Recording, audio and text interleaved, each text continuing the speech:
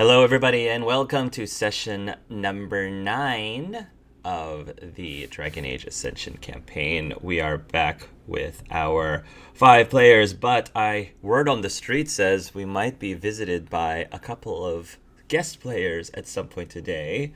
So today's a very special session indeed as we make our way into the beautiful city of Val Royeaux in Orlais. But before we dive into that, we have our warm-up question.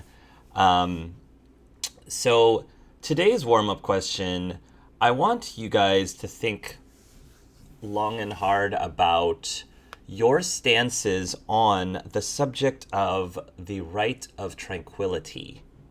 The reason I want you to think about that is because the hot topic in Orlais right now, you'll probably hear many people buzzing about it, is the fact that the newly appointed Knight Vigilant, that is the head of the Templars, Cedric Ashwood, has been trying to propose abolishing the right of tranquility completely, which, as you can imagine, is turning a lot of heads, especially amongst the Chantry and the Circle. Because it's a completely popular choice with no one thinking it's a bad idea. So, I'm just curious what you guys think about this specific issue. Okay, so Pasha really approves of the right of tranquility, just for the simple fact that the Kunari equivalent of Sargamek makes the tranquil look like when you compare the two groups, it makes the tranquil look riotous. Like they have so much free will and autonomy, it's amazing. So I think she's kind of like, why is everyone complaining? Like, at least you don't have to deal with this. And it's, as far as Pasha is aware, only mages have to, only mages can become tranquil. So she's kind of like, Sargamek affects everyone. So she's kind of like, heard what Pasha's going to be angling for is like, maybe I can get the right of tranquility and I can just bring it back to the feud and we can have this. If y'all don't want it, we'll have it. That would be a really cool conversation to have today. I don't know. The right of tranquility did not exist, I'm pretty sure, when Daretham was originally alive. But we'll assume that Daretham knows what it is. He obviously has heard about it. He's heard of the effects. I don't think he's met someone who's tranquil, but he knows the basic idea. And I think, like how I've approached a lot of the rest of this thing, he has very mixed views on it. And he actually sees it as both he actually sees it as a kind of fundamentally good idea. Mm-hmm. However, he thinks that it requires heavy oversight. Basically, what he thinks is like it's effectively almost a death penalty. It's like near equivalent, or pretty much is a death penalty if you call like the mind or an individual, the death of that mind or individual as a death, and Daretham does. So it's pretty much a death penalty. And he thinks what it should be is someone can choose tranquility. I think that he thinks that should be an option for mages. And he also thinks that someone who has done horrendous crimes, and he uses the example of like blood magic evilly, not in Leon blood magic, but in the Orsino, I'm going to kill myself and then make myself a giant abomination blood magic. That kind of stuff. He thinks that it is actually a relatively legitimate execution method. However, because it was a slave and all that kind of stuff with mages in charge, he also knows that there's a lot of people who do not like magic and who will use their power to just kill the people that they don't like, whether they are innocent or guilty of a crime or not. So he's like, the system surrounding how tranquility is doled out beyond the people who just accept it as an option is gray enough that he thinks maybe it shouldn't be a forced upon issue. It should just be voluntary only. Given that, what if, hypothetically, there was a way to essentially do a version of the Rite of Tranquility on all Darkspawn. Would you want such a thing to be available to tranquilize, essentially, the Darkspawn that you have been trying to destroy and get rid of this entire time? But this is an option to allow them to live and probably be, very positive roles in society. If the Darkspawn could be controlled and tranquilized, yes, he would. Yes. Okay. Only for the purpose of having every single one walk into the nearest volcano. Specifically, specifically because even if the Darkspawn are tranquilized, the threat of the Blight is still there. And the threat of humans using Darkspawn as fodder or as like a weapon, like oh shoot, what's the word? Weapons that are biological weapons. Yeah, using them in biological warfare, which, knowing humans, they would definitely do that. So I think he would still. It's just like with the Awakened. He with Pasha's also advice and the kind of realizations he's starting to have. He realizes that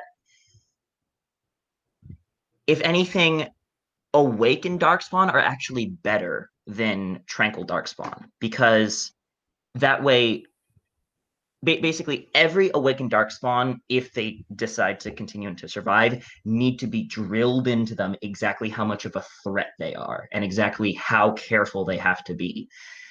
And he just kind of sees like a Tranquil Darkspawn puts the reins of that threat into the hands of people, and that is almost as dangerous as the Darkspawn being under the Archdemons.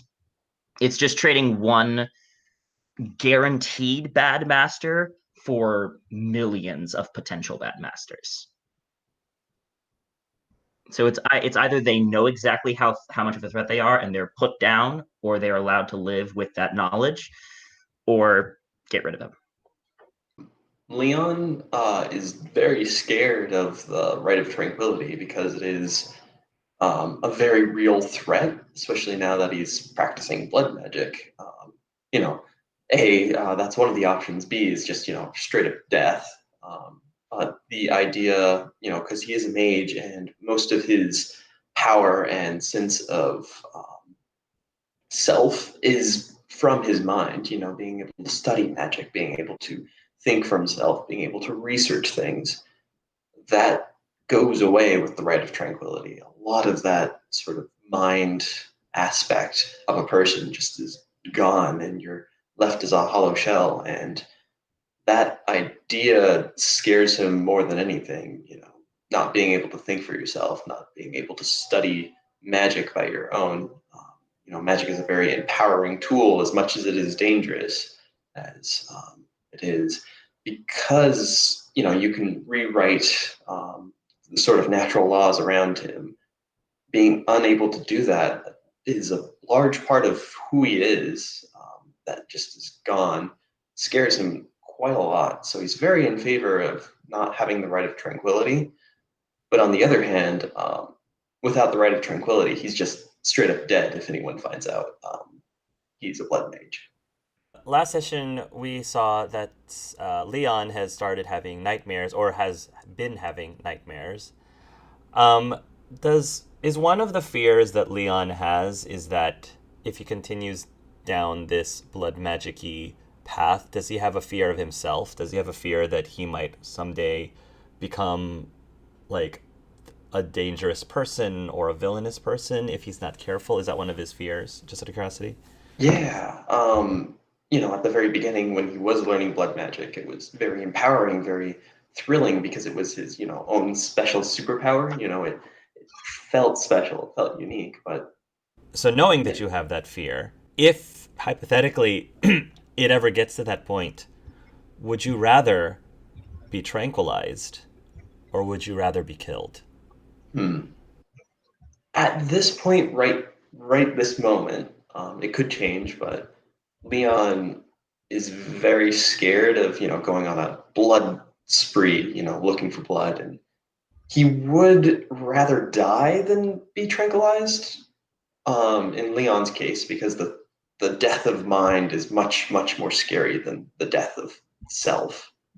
Okay, so with Russo, I pretty much see it as up until very recently, he had no real contact with magic because even in Navarra, there's immortalitasi around in their circles, but it's pretty much like they're in designated roles and do their own thing. And he sees this goes back to when I said he's indifferent about magic, but is slightly hostile simply because there's just too many unknowns with it.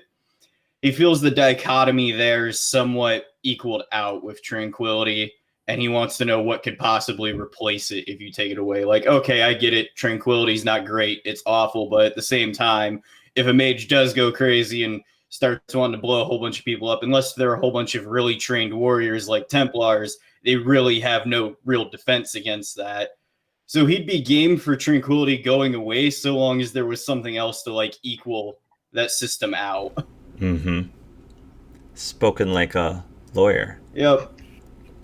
Yeah, in Tyrion's opinion, since he's been in Tevinter for 19 years, seeing mages free and all that, his opinion is, to him, Tranquil is sort of, it's two sides of sort of the same coin. On the one hand, Tranquility essentially is a form of prison to mages who do commit crimes that are heinous in any way necessary. That's what he sees. He sees if a mage commits a crime to kill hundreds of people in a town, let's say, by using primal magic, then death or tranquility, the same thing. Tranquility would be the worst case because that's the worst punishment. In other cases, though, I guess it depends. In his eyes, tranquility is just another method of prison, because you can't really keep a mage prison unless you really do know how to do it well. But he sees the problems of tranquility if it's done like commonly. If it's done to someone who's only committed like a minor crime, or it doesn't make sense. Why should you just give them like have them remove emotionally if they can like repair themselves? If they could sort of go on parole, you can say, then there's no need to have them be tranquiled. Have them learn their lessons. That's in his eyes. He's a guy who believes in freedom a lot, but sometimes those who did do horrible things should be punished somehow, whether it's death or whether it's tranquility. If Tyrion could turn Master Amerin tranquil, would he? Honestly. Honestly, Tyrion. I am thinking this hard. In all honesty, as much as he hates him, he would do it. He would do it. He would do it. Okay. He will. It's the same punishment as what he has done to him. So, would he choose turning him tranquil versus outright killing him? Yeah. He would choose. Why would he choose tranquil over outright killing? He would choose tranquil. So he's for many years he suffered punishment for all mistakes that were mistakes, small mistakes. Sometimes what he got. So killing him doesn't like repair that. It doesn't justify for all the things that was done to him. Tranquil is really the best option. That it's the equal justice, is the equal punishment to what Tyrion has suffered. I was just going to say, in that sense, the slave becomes the master, because you're kind of taking away his free will. Welcome, Kevin. Hey. Thank you for joining us this early in the morning. No, of course. What was the warm-up question that I asked you to give today, Kevin? So you asked to share a story between Cedric and his oldest daughter, Amaya. I would say this is rather recent. Cedric tries to spend as much time with his kids as possible. Obviously, he's running the Templar Order, and he's a guardian, so he's traveling all over a country, and he's trying to be a father. That's a lot of things to juggle. So he's not there as much as he'd like to be. But when he is there, for the most part, they show him a lot of love and care. He is still the father. He still does show up and tries to provide and, kind of give him that fatherly experience and bond as much as possible. But as of recent, Amaya, the oldest, is starting to kind of see through Cedric's priorities and is realizing that her especially, she is not a mage, and therefore, just for the viewers and you guys, our youngest daughter, our son, daughter, Arabella. Yeah, that's what Arabella. I thought. Yeah. I don't even remember the genders of my children. It's been so long. That's my wife's job. It's been forever. Okay? I know. My son, daughter. Our youngest child. Yes. I don't want to give them gender. Yeah, I'll let them maybe choose, okay? They can decide their gender. Go ahead.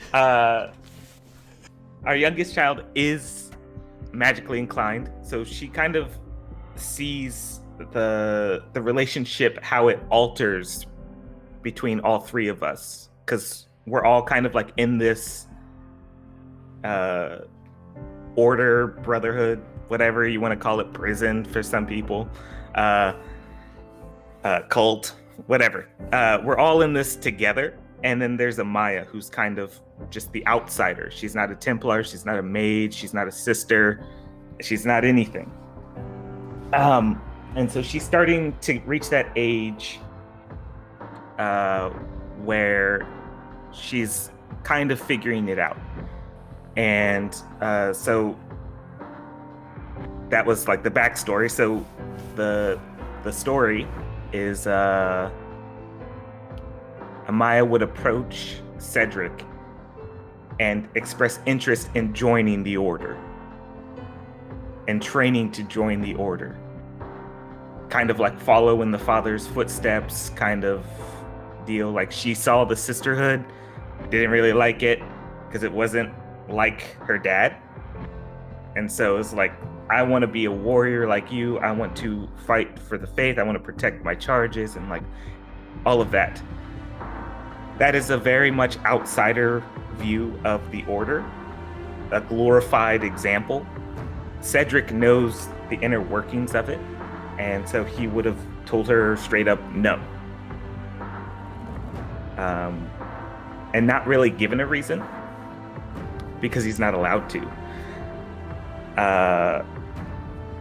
So he would have told her no, and he would have said that, you just need to go live your own life, free of this mess. This isn't for you. You don't have to follow in my footsteps. I want you to be your own person. That kind of stuff. Being a 10 or 11-year-old girl who looks up to her father, that definitely hit her hard. It's probably the first time Cedric has ever told her no and been that firm on it. Without an explanation, really. And yeah, exactly, without an explanation. And I think that starts the divide between Amaya and Cedric that is ever increasing. He's never there. He doesn't want her to be a part of this group, cult, whatever, this order. And it just starts the divide between the two. And hopefully, if you guys ever see more of Cedric and Amaya, it might be not the loving father-daughter friendship that you see. Cool. I mean, the queue is waiting for Amaya. That's true. That's another option. Cedric makes the top 10 worst dads of the year. Pasha's like, can I interest you in some Kuhn? Hi. Yeah. Oh, you're looking for purpose. Read Trade my pamphlet. This cult.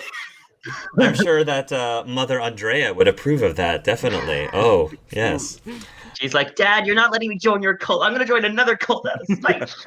Share us some anecdote that involves Andrea and the youngest daughter, Arabella. Okay, so I thought about this, and I was thinking it could be the day we discovered she had magic. So we were at the breach, as we do all the time. And we were hanging out at the beach, and Cedric was like, I want to go for a run in the sand because it's good for my glutes and such. Yeah. So maybe there's like a hill that looks like a staircase. So maybe. So naturally, Amaya wanted to go with him. So it was just me and the baby, and we were speaking of baby. Stop trying to climb. What are you doing?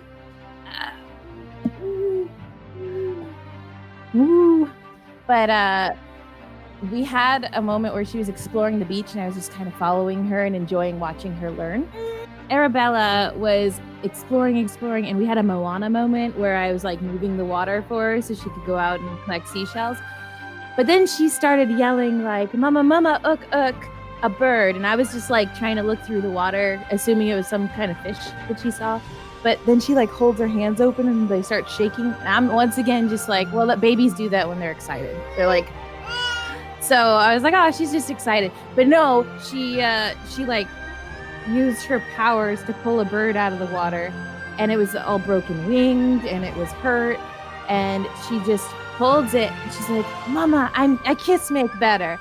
And she kisses it, and this magic happens, and its wing like mends itself, and it's like this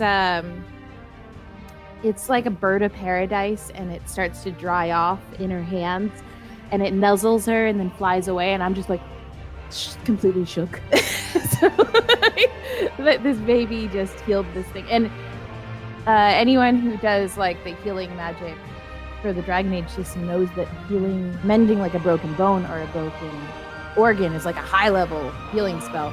So it's like, my baby can do big magic, and she's a baby, so this is a big deal. So that would have been a night that we had a big talk as to what our baby can do, because Arabella is apparently very magic. So that was the day where it was like, okay, I have to keep her with me all the time, because this is an issue. Like this is a safety issue, but it's also super cool.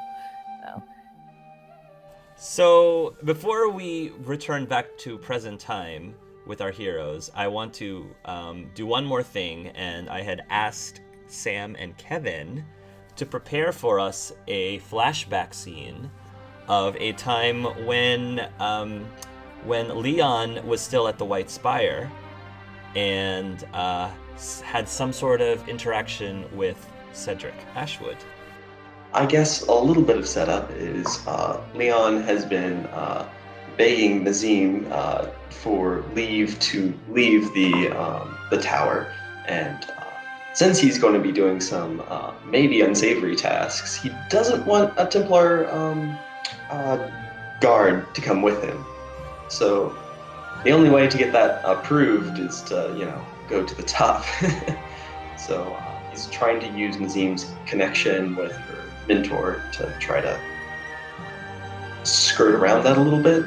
We'll say that Nazim will knock on the door of your bedroom, your quarters, and she will say, "Leon, it's Nazim. May I come in?" Oh yes, sure. Let me just move some papers. He sort of moves some research papers off the desk to have a spot for her to come in. She'll open the door and tell us what your room looks like.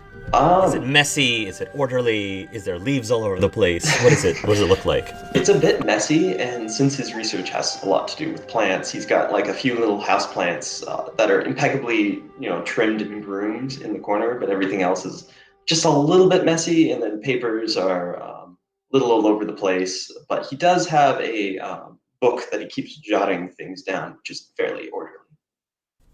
She comes into the room. She glances over at the houseplants by your window, and she says, "New test subjects?" Yes, 1A and 3B have been doing especially fine, and I think it's the fertilizer I'm using, but 3C I've been using some weird magic on, and it doesn't seem to really have an effect, but still requires further research. It's still fairly early in the process. Nazim's very used to Leon's prattling with various words that, to be quite honest, just goes right over her head. But she sort of beams a little bit, as I think it's a proud, like, big sisterly kind of beam.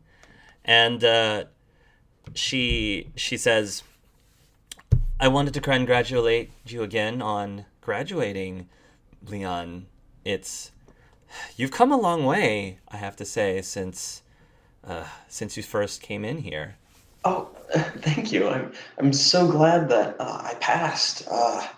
Fate was really scary, but I'm glad everything's fine, and thanks so much for helping me out. A lot of the just talking through some of this has been helping a lot. Of course, she says. That's why I'm here.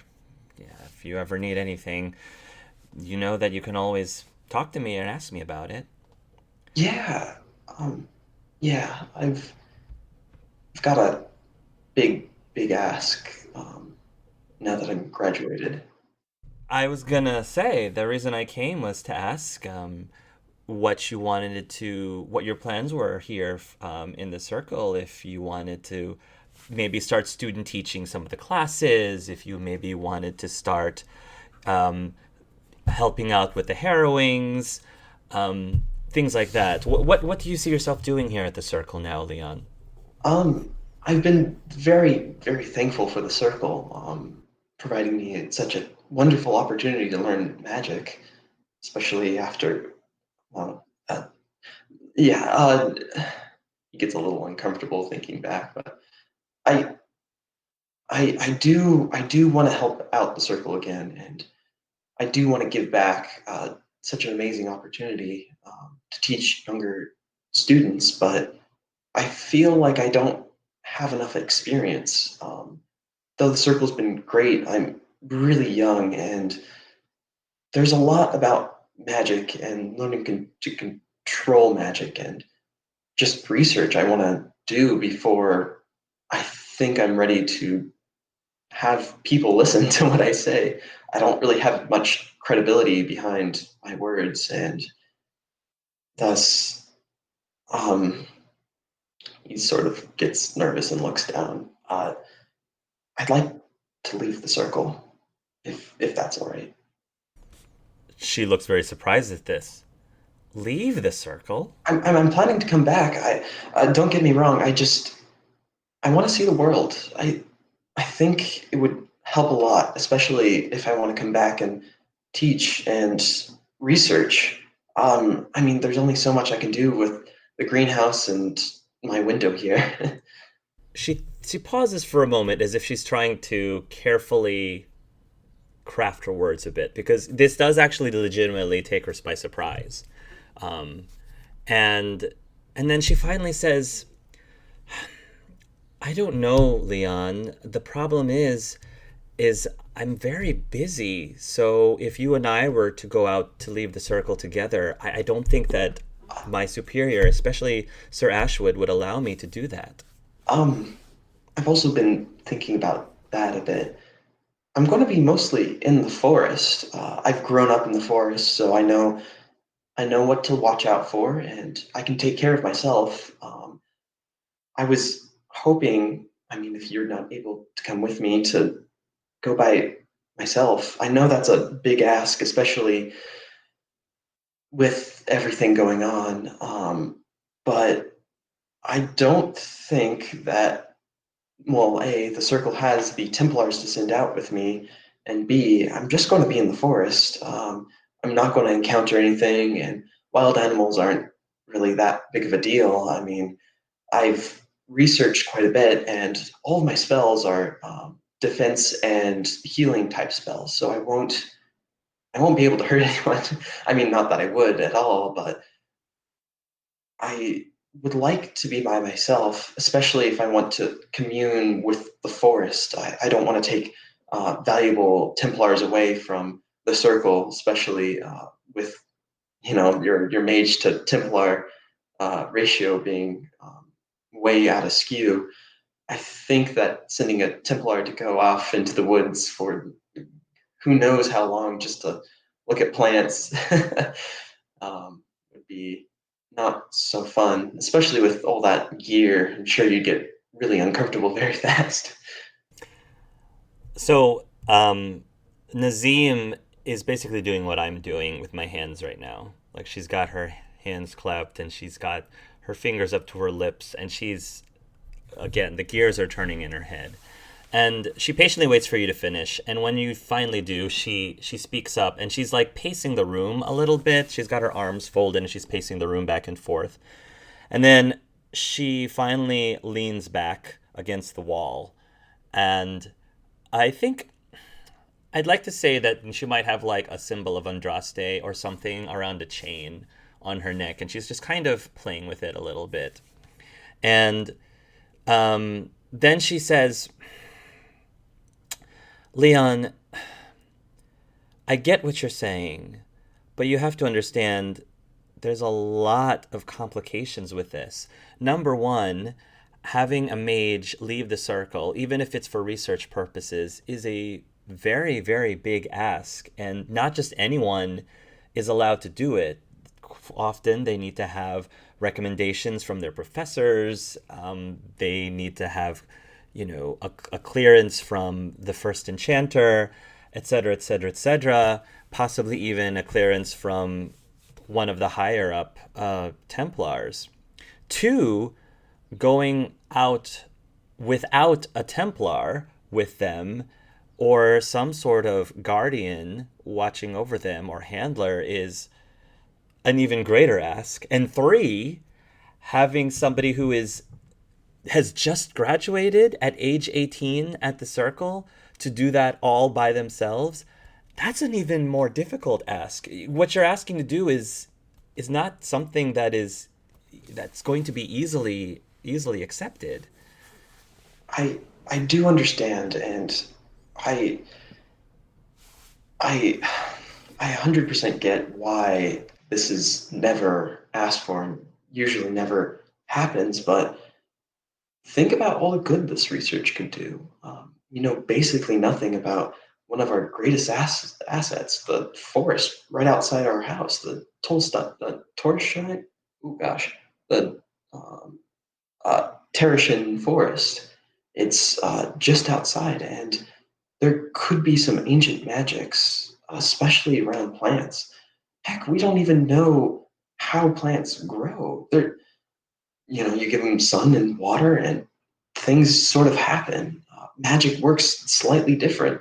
Yes, you can heal a plant, and you can help encourage it to grow. But how can we ensure that plants continue for the ages? And besides, I'm not planning on being too much in society. I mean, yes, I'll go into the occasional town or two to research and try to get a hot meal, and I'm happy to write anytime I can, and I'm hoping to stay mostly out of the way. Um, I already talked to a few professors, and they are very excited to see what sort of research can be done in this field, especially with how plants can grow and the ability behind them. As we found that if you put it in an isolated chamber, things don't change, but the plant still grows in there up to a certain point, and then it just dies off, almost as if it needs some essential component from the world. What sort of component is that? As well as, well, magic can help influence things to grow, but up to a certain point, and then it withers and dies. I don't know, Leon. What you're saying makes sense, and I admire the reason behind what you're doing. But you said so yourself. You have very little experience. Not only have you been in this circle throughout most of your from the second part of your childhood, but prior to that, like you said, you lived alone in the forest without really any interaction with the outside world. I just feel like throwing you out there by yourself to the rest of society when you have no reference of what it's like living outside of these walls or outside of that forest in your cottage, I feel like that would be a bit of a cruelty to you. I do appreciate your concern, especially over my safety and my mental state, especially with, well, socializing with other humans. But I think that if I'm continuing to be sheltered by the circle, it'll only be a disservice if I come back and teach, because it'll still be from a circle-centric viewpoint. And though, yes, the circle is very correct about a great number of things, it would be good to have an outside experience, an outside perspective. It would help our students as well as, well, help me. I mean, though it'll be very hard, especially the whole sink or swim type mentality, but it's the best way for me to learn as much as I can to encourage growth in both myself and my research. All right. She then turns over to your bed, and then she says, "What do you think, Mr. Bud?" And Mr. Bun is like on the bed and is just kind of looking up at her with like, you know, those poor innocent Mr. Bun eyes. They're soulless flies. Oh, don't worry. I say let him go. Yeah. He speaks. Let me go. Mr. Bun will keep me safe. You know him. He's been around this long, and he hasn't, well, heard too much. Thanks for learning to sew. I have to admit, she says, looking at Mr. Bun, who can say no to that face? Okay. Here's what I'll do, Leon. And again, I'm not making any promises, so don't keep your hopes up. I will go talk to a few of the Templars and see if something can be done, or at least something that can expedite you and your request to some degree, if not in the near future, maybe in a year or so. We'll see. I'm just going to tell you, though, that something like this may have to be taken up as far as up to the Knight Vigilant himself if all of the other Templars say no. I might have to escalate it up to Cedric himself. Would you be prepared to plead your case to him if that's the case? Yes, I'll put together a few cards and I'll do it. I'll have to bring a cart to bring my plants up. He starts, looking around, trying to pull papers together, but then he comes back and looks at Nazim with a smile. Thank you so much. And he gives her a hug. She will chuckle a little bit and she will give you a hug back. And then when you guys finally pull away, she'll say, "You owe me for this now, Mr. Faust." All right, don't worry. If you do go out there, she says, I expect you to come back with, I don't know, maybe a gift of berries or something. If I find a dragon, I'll bring you back some teeth. How about that? Oh, dragon. Oh, wait, hold on a second. I thought you said you were going to be researching plants, not dragons. Where's your sense of adventure? I'm sure there's something out in the woods just waiting to be explored.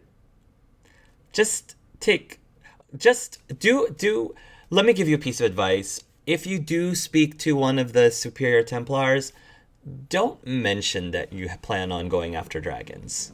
I mean, no one's seen one for thousands of years. What do you think? About a week later, Nazim will be taking you over to the Night Vigilance office, I guess, because your professors have been very persuasive And it is because of that some of the Templars thought it'd be okay, but they want to divert to the higher up. And that person says, it's okay, but I want to divert to the higher up. And then it finally got up to Cedric's table, basically, because the guy doesn't have enough to do. You know, he doesn't have enough on his plate, so why not listen to some 18-year-old's request to leave the circle all by himself? Yeah, there's no without family a Templar. troubles or like guardian stuff to do with. He's fine. Yeah. Not like I'm running all the circle. So she's going to. So Nazim will be escorting you, and she's probably been prepping you. She's probably been like trying to help you, like with what you're gonna say. Like, do you have some ideas of what your arguments are, best arguments, and maybe giving you some feedback. And she says, ultimately, just remember that Sir Ashwood has a lot on his plate. He's got a lot on his mind. So just be very understanding if he seems a little semi-distracted. And he's very strict about a lot of things, like his staircase regiment, which I never quite understood.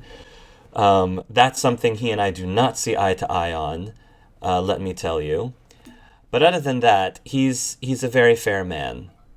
I have to admit, I'm very nervous. There's a lot writing on this, sort of wiping his palms on his pants. If you were to ask me, the most nervous thing you need to be worried about is if he asks you as a prerequisite to allowing you to leave the circle is to go up and down the stairs of the White Spire within an afternoon. Oh man, I don't think my poor little legs will handle that. It'll just snap right off. My poor little legs have been having issues ever since I was initiated. Oh no. Is that why I hear thumping at all hours of the day? She said, yes, every morning at around 4:35 a.m. sharp. Oh, man, that's about the time I go to bed after a long research session. She says, well, if it doesn't work out for you, if it doesn't work out for you out there, then you have plenty to look forward to here in the circle. Oh, I'm gonna be a buff mage, aren't I? She'll chuckle a little bit, but you're gonna reach the door of Cedric's office. She'll give a knock, and she will say, "Your vigilance, it is I, Sir Trevelyan, along with Mr. Faust." Oh yes, enter, please. She will enter into the room. She will present Leon to him, and she says, "Knight Vigilant, would you like me to stay or leave?" Please leave, please. This shouldn't take too long. Of course. And you I'm see that he internally isn't screaming. he hasn't even like looked up. He's still like Right. signing away on papers and Yeah, stuff. of course. Yeah, absolutely. So she will look at Leon and she'll say, "I will be right outside." Oh, okay. What does Cedric's office look like? The surrounding area is mixed matched with different armor set types and sets, different weapons kind of hung up on the wall. Above him is a sword that it looks like he takes very special care of. But then you look at his desk and it's just an absolute mess of papers and books and different types of documents, and there's like ink stains on like the corners of the desk where he's accidentally bumped into it and maybe pooled on the floor a little bit, and he hasn't bothered to clean it up yet. So it's like the rest of it's very nice and proper, but then the desk is just like a hot mess. Yeah. Okay. Is there anything in here that is like of your family? Is there anything in here? Can you see like lyrium cases where you keep your lyrium, things like that, I guess? You would see like the the like actual case where the lyrium and stuff is kept, but it's closed and latched. There's probably a portrait of his family hung up on the wall somewhere. And there's probably a smaller one that's buried underneath the papers on his desk. Yes. I don't know why this had to come all the way up to me. I believe your name is Bran. You're the one who wants the fire rod, yes? I'm sorry, Mr. Night Vigilant, sir. My name is Leon Faust, and I'm here to argue why I should be allowed out of the circle without a Templar accompaniment to research some stuff in the forest. Yes. Faust. And he like shuffles through more papers. I don't remember Faust. Oh, yes. Faust. Of course. And you can see that he's rereading what you wanted. Leaving the circle without a temple.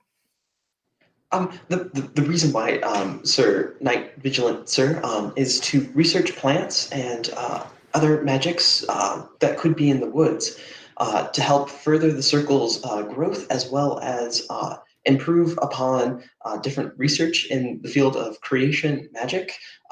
You see, these plants are very important, especially in this forest that is just outside our doorstep. You see, if you these are my research subjects. He hands you like a page with illustrated different plants on it. You can see that 1A, when under normal growth scenarios, looks like this. But when introduced to certain types of magic, it can alter its behavior on growth patterns so that it looks like this. It could be very useful when looking at how plants were developed, as well as maybe tracking down some unauthorized mage work in the area. And here you can see this is 1C is a very example plant that's used mostly in potions. If it was inducted with magic in this certain way, we find that healing potions are slightly more potent, maybe leading to better cures for our Templars. All right. I'm sorry. Take a seat, please. He sits down very nervously. All right, I see a lot of illustrations, good drawings, but I know somebody who draws really well and paints very well. So these maybe are even bring okay. these to life. These you are know, we could bring these to life. really, just make them pop off the page. Tell me, where do you plan on going? Just outside? Are you leaving Orlais? Yes, some of my research may require me to go up north a bit, maybe over to where was along, just out of character, along the path that we took. Navarra and Tiva. Okay, there's some very interesting woods up by Navarra and Antiva, especially with the depleted ether. How does plant growth is affected, especially because sunlight is gone through a lot of the time of the year. Navarra and Antiva. That's quite a ways away. And you want this without supervision. I'm very careful. I had been living in the woods with my parents previously, so I know how to take care of myself, as well as camp and all my spells. You can talk to my professors. He hands like letters of recommendation over. And how do you plan on getting there? By foot mostly, sir. So you plan on being away for quite some time without supervision? I promise to write and then give updates on where I am.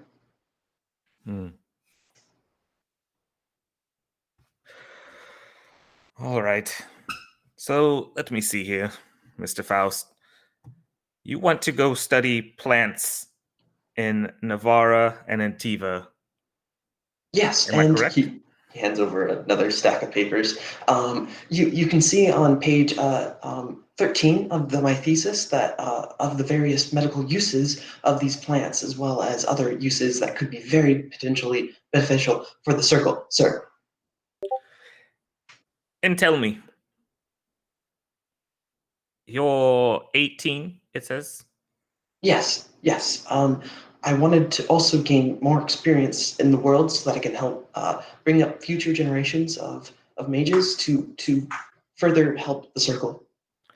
And why can't we just wait for a Templar to be available to escort you? I fear that by that time, either the Templars would, well, discount me as a kook who has been in his plants for too long, and also I don't want to be a bother and a drain on resources. I can take care of myself, and I'm happy to provide research and my thoughts on for the circle to be used in further research. I'm sure you can take care of yourself. You're a well-studied mage, from what I have been told. And he says what he has been told as he's kind of referencing your document. Your character sheet here says that you're. My only trouble is it says blood mage right here. No, I'm just kidding. What's that about? Like, it says planning on level 6. What is that? It says here you are related to a one David and Clara Faust, who were known blood mages and were killed.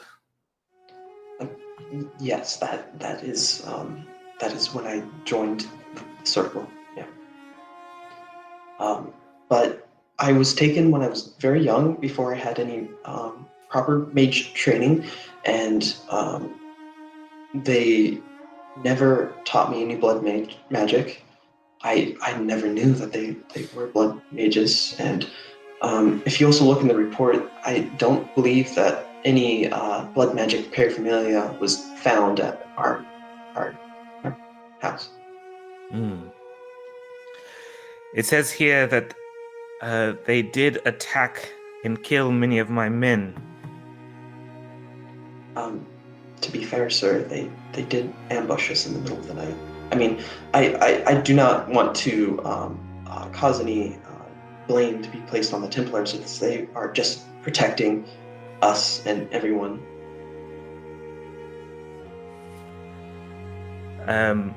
You're going to have to look at me when you say that. Do not look down or away. He slowly raises his head, and there's just a little bit of wateriness, but he's... Take a deep breath. Calm yourself. I'm sorry. I wholeheartedly admire the circle, and I'm very, very glad to help the circle. They've been very good to me. You have been very good to me.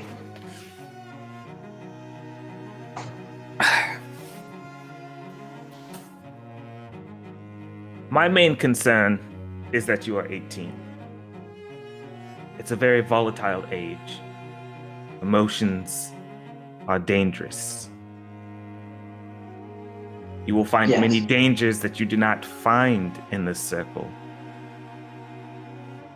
How do you plan on combating that? If worse comes to worse, you find yourself in a confrontation, how would you proceed? Yes. Well, I'm very well trained in creation magic. My signature spell is heal. So in the case of I do get into an altercation with either wild beast or bandits, I can easily heal myself. I'm also well versed with glyph magic and can write them upon pieces of paper to enchant the paper. He hands over a piece of paper and a paper airship. You see, if you throw this towards a pursuer, it binds them in a paralysis glyph, and it makes it easy to run away should the case persist. I'm also well trained with the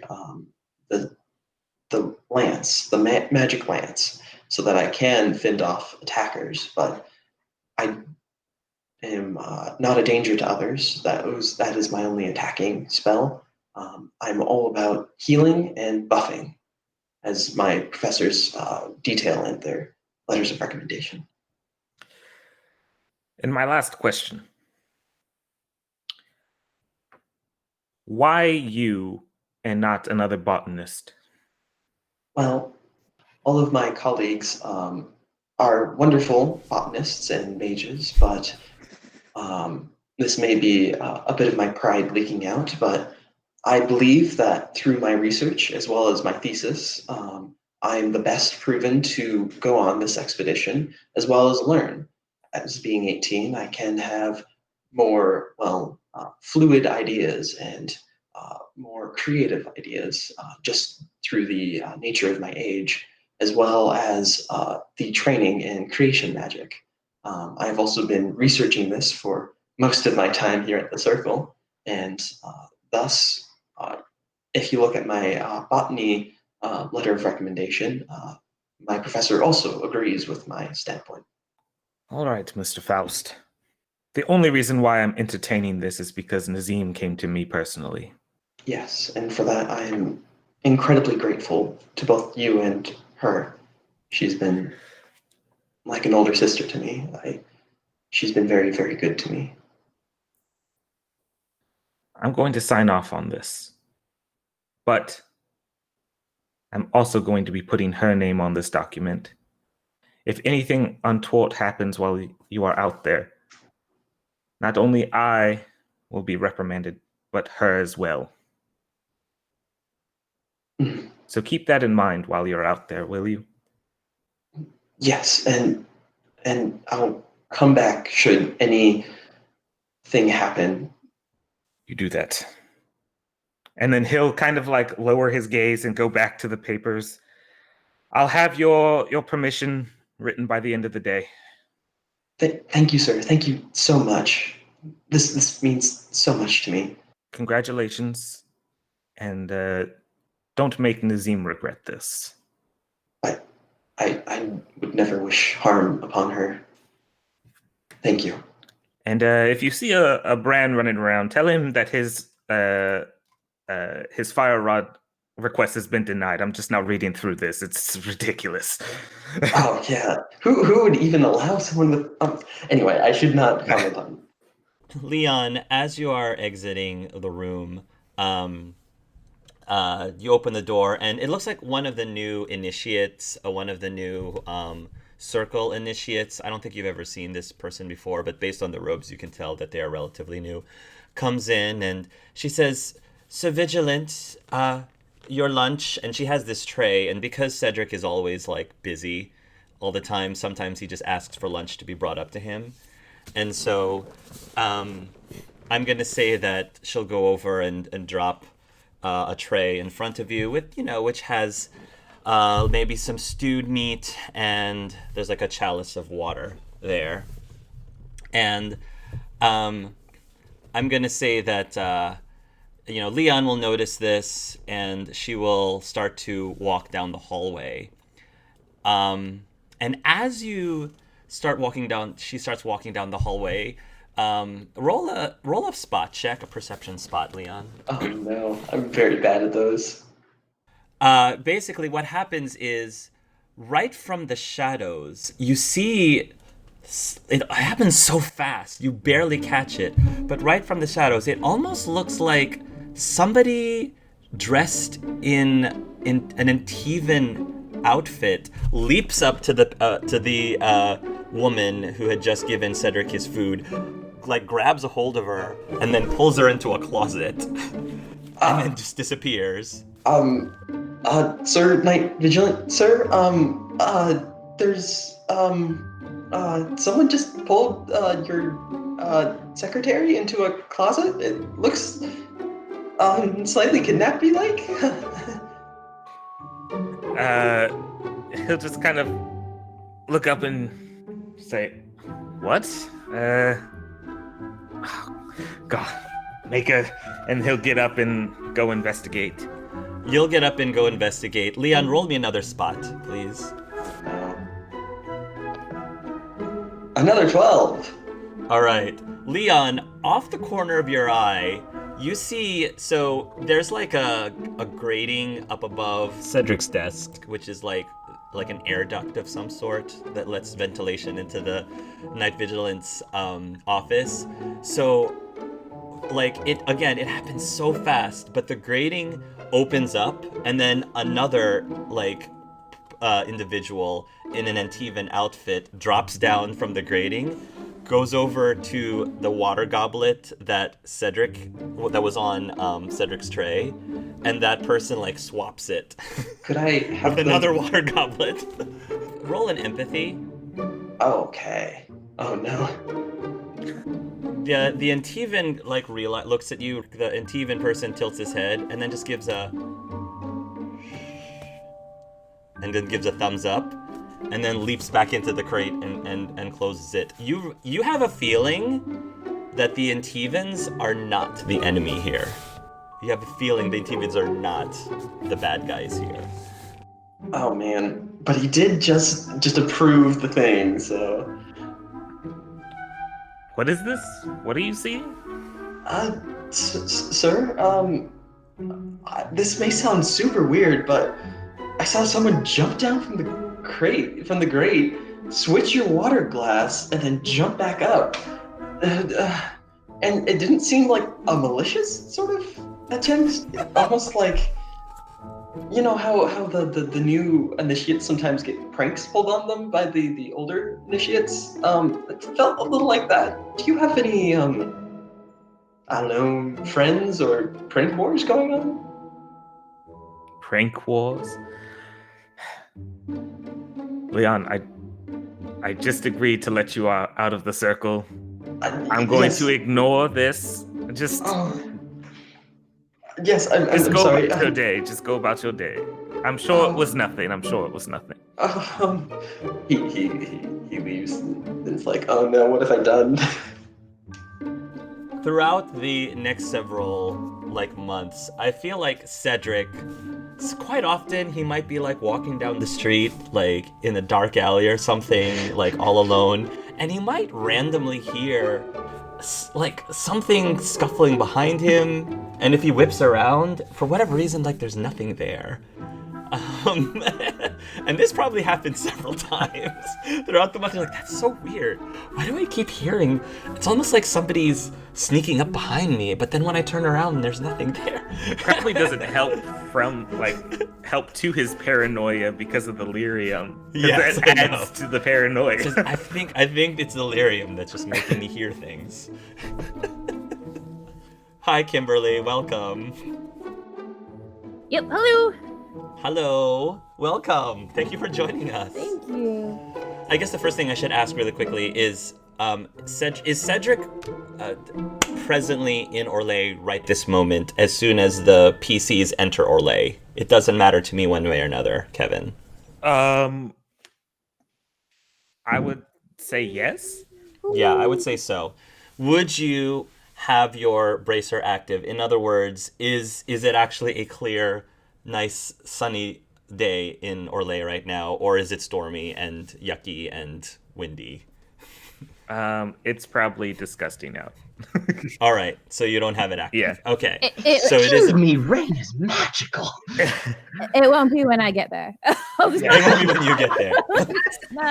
Nice. I feel Useful. offended that you think rain is disgusting. How dare you, sir?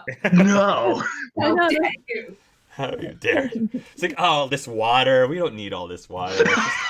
Oh, boo. Another rainy day. The reason it's again. raining is probably Cedric's depressed. Who knows? Cedric's like, it's good for the environment. And I'm just like, sun. He does it especially during training time. So it's like I think the recruits are training now. Just turn that off. Enjoy your training, boys. The entirety of Orlais is the entirety of the Umbrella Society of Orlais is based on the training regiment of the Templars. I'm sure I cannot imagine how many letters are written to the Night Vigil and be like, so Sir Ashwood, my wedding is coming up, and I was just wondering if you could just kind of do me a do me a solid and just I'd make a donation to the Templars. yeah, I'm make a donation to the Templar Order. If you could like turn on your bracer during the hours of I don't know 2 o'clock to 5 o'clock p.m. on Saturday. Andrea looks at it. She's like, no, she wore the same dress as me at an event. And then Cedric goes, how did you get in here? Get out of here. Get out of here. People of Valroy have a schedule of like how long there's raining, how long there's not raining. Right. Yeah, everybody's like, oh wait, it's about 3 and 2 and okay. Andrea, you are arriving at you're arriving at Valroyo via Illuvian, because you guys can do that because you're awesome. Yes. If I'm doing that and I'm going to Orlais, I would go Orlesian. So I think I would I'd pull my like really curly white hair up and I'd look like Marie Antoinette coming in like a love gown. My kids would be all done up too. And I'm sure the Illuvian over on the Orlais side is in, the Ashwood's master bedroom quarters. I'm sure that you all have your own personal, living space in the White Spire, I'm assuming. So you guys will arrive, and you will be there with your 2 daughters, Amaya and Arabella. Amaya is 10, 11? I don't remember what you told me. 10 or 11? Okay. Vindication. She doesn't know. She doesn't know. It's been a long time. I don't know in the game. Yeah, we would know. You would know. Anyway, but that gives me a good thing to reference. Okay, so you guys arrive, and the reason why the family is here is because it's actually this is Gwenaël's idea, and it's such a Gwenaël thing to do. It is Bring Your Child to Work Day over at the White Spire. So Cedric is going to have his daughters shadow him, which is kind of awesome because he's a night vigilant. So I'm sure all of the stuff he does is so exciting and so interesting. It's not like he's stuck behind a desk all day or looking at, requests for fire rods or whatever. But you're gonna come out through the Illuvian, and Arabella is immediately gonna be like, oh boy, we're in Orlais, mommy, can we get some sweet buns, please? Oh, can we get some or crepes? I like crepes. Crepes are wonderful. We could probably do that. Oh, Cedric. Hello, my loves. Daddy, and Arabella's just gonna run to you and just going to leap into your arms. Yep, he'll kind of pick her up with that one arm, kind of like around. She wraps his arms around his neck as he's kind of holding her in his forearm. Look, I got you a present, she says, and she holds up a drawing, and it's a very typical little kids drawing, and she says, here, there's you, there's mommy, there's me, and there's Amaya, and it's basically them at the beach, she basically drew the scene that Andrea just told us about from her memory, and she said, Uncle Hugh helped me draw this. Wow, I think you might rival Uncle Hugh in the near future with this kind of skill. I'll have to frame this. Where is he? Is he here? She asks. He's off doing business. He should be back soon, though. Oh, good. Amaya finally pipes up. She's been a little bit quiet this whole time. So she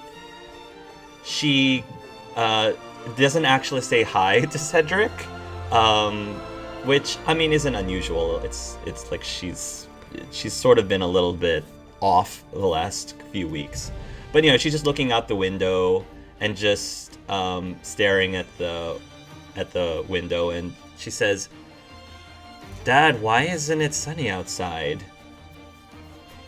You're here, why don't you just fix the weather? I don't need to. It doesn't need to be sunny all the time, but I mean, if you want it to be, either myself or your mother can easily remedy that situation. She then looks up again and says, I don't know, I just assumed that if you guys are here, you might as well, make it nicer. Well, when I do it, it's kind of a big sign that I am here. Come find me, and sometimes I don't want people to find me. But I thought you said that you're there to help people. How can people ask you for help if they don't know you're here? My order helps people, but that is true. I guess I'll turn it on, and then he will activate his bracer to clear up the sky. Nice. The storm clouds recede, and gradually, it's not like an instant thing, it's just over time. And then the sun will peek out through the clouds, and it's actually a pretty nice day. And I'm just gonna say that you guys will start to, get ready for the day. You probably are gonna take the girls, give them a tour of the White Spire. All right, so you guys finally make it over to the university, and it is a very grand-looking campus, basically. And Nathan will probably take the lead. Sorry, I was just going to say, before they go in, Pasha actually, kind of, everyone, I wanted to apologize for my outburst earlier. It was very inappropriate of me, and I especially want to apologize to you, Darren. I am certain that the others will have told you I can be forceful. Let's be polite. Forceful. I did not mean to offend or frighten, upset, cause anger. That was not my intention. I really am very sorry about that, Darren, and I can only say that I hope that I will not have a similar outburst in the future. Darren looks at Pasha's direction, and she says, I appreciate the apology. I can understand if Dandelion was somebody that you apparently were very close to. I wish I could be more helpful into helping you find him. But if we do run into him here while we're in Orlais, I should be able to point him out. Thank you, Darren. And she will step back and... You will eventually reach a section of the university that looks like a workshop, and there's a lot of nicks and knacks strewn all over the place, and there might be I guess there might be all these little odds and ends that appears to be parts for either a boat or even an airship, perhaps, that looks like weaponry of some sort, like a new type of ballista or something. And you can clearly see that these ballista-looking things seem to have the Sunworth symbol, Maximilian Sunworth symbol on them. So, perched on top of one of these weaponry pieces appears to be a dwarf. And Nathan will call out to him, Mr. Cersei, sir. Mr. Cersei. And Mr. Cersei looks up, and he's got these weird-looking glasses or goggles, very steampunkish type of goggles, and he lifts them up above his eyes, and he says, Oh, if it isn't the prince himself, Prince Nathan Sunworth, and he's brought friends too.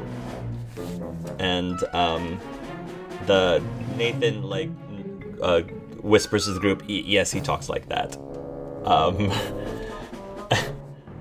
Yes, Mr. Cersei, I just wanted to present to you, and he goes over everybody's names.